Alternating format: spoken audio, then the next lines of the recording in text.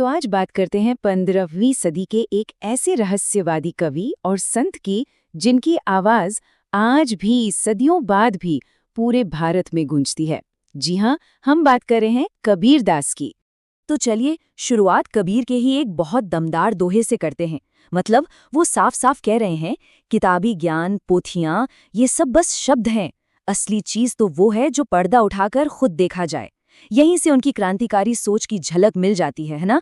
Personal experience, सत्य की अपनी खोज, ये सब किताबी ज्ञान से कहीं ऊपर था उनके लिए।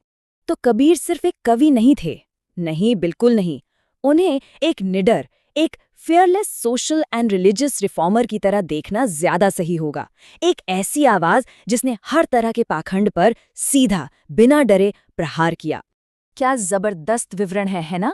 हाथ में तलवार लिए सेंट माइकल, मतलब एकदम बिना किसी लाग लपेट के।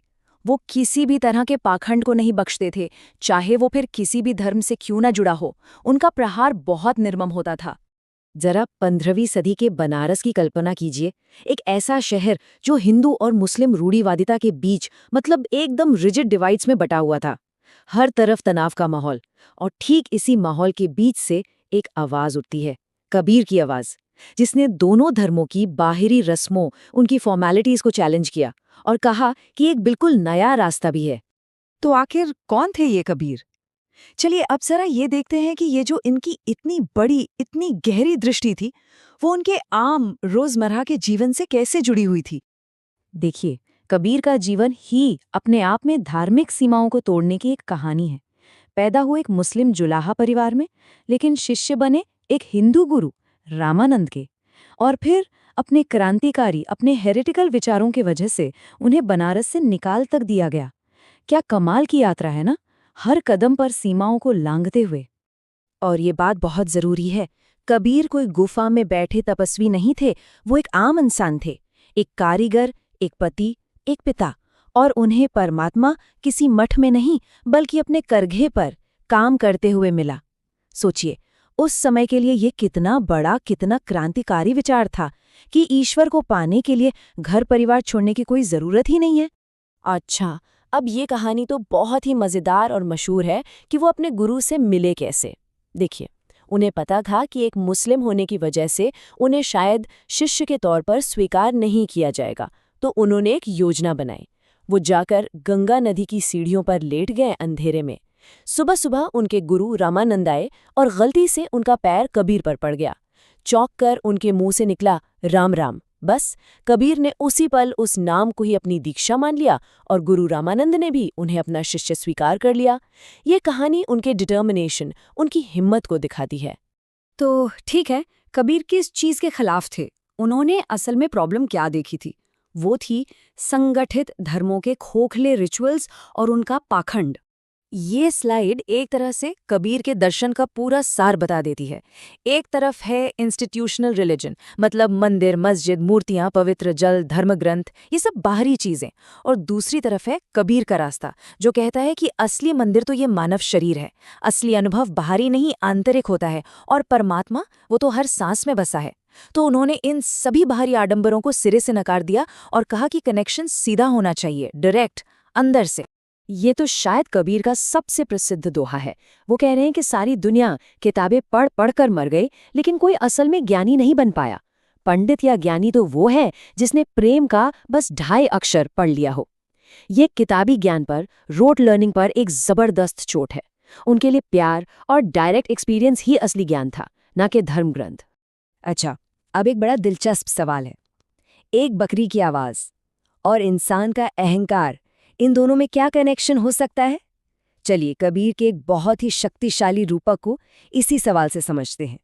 तो देखिए, ये रूपक कितना गहरा है। जब तक बकरी जिंदा है वो चिल्लाती है मैं, जो हमारे ईगो, हमारे अहंकार जैसा है। लेकिन जब वो मर जाती है और उसकी आंतों को खींचकर किसी साज पर लगाया जाता है, तो उससे आवाज निकलती है तू ही, मतलब सिर्फ तू ही है परमात्मा।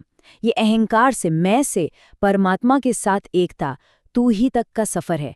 क्या कमाल की बात है। ठीक है, तो अगर कबीर ने बाहरी पूजा पाठ, रिचुअल्स, इन सब को नकारा, तो फिर सही रास्ता क्या था? वो किस चीज का समर्थन करते थे?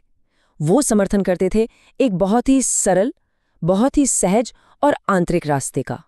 तो सवाल वही है, अगर भगवान मंदिरों में नहीं, रस्मों में नहीं, तो फिर वो है कहाँ? और इसका जवाब ही कबीर के पूरे दर्शन का केंद्र है। और ये रहा कबीर का सीधा, सपाट और खूबसूरत जवाब।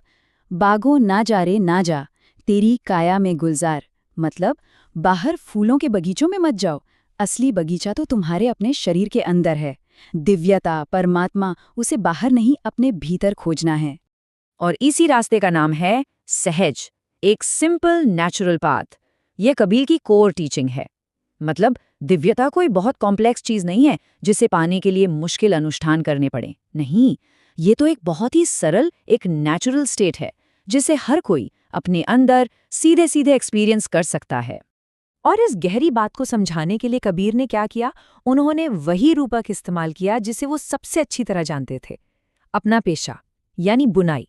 जुलाहे कबीर के लिए ये जो हमारा शरीर है, ये एक बहुत ही बारीकी से बुनी हुई चादर की तरह था। चलिए इस चादर वाले रूपक को जरा और समझते हैं। वो कहते हैं कि इसके ताने बाने वो हमारे शरीर के दाएं बाएं ऊर्जा चैनल हैं, इड़ा और पिंगला। इस पर जो कढ़ाई है वो है सेंट्रल चैनल, सुषुम्ना। और इसे बुनने वाला कौन है? वो है प्रभु। तो कबीर का लक्ष्य क्या था?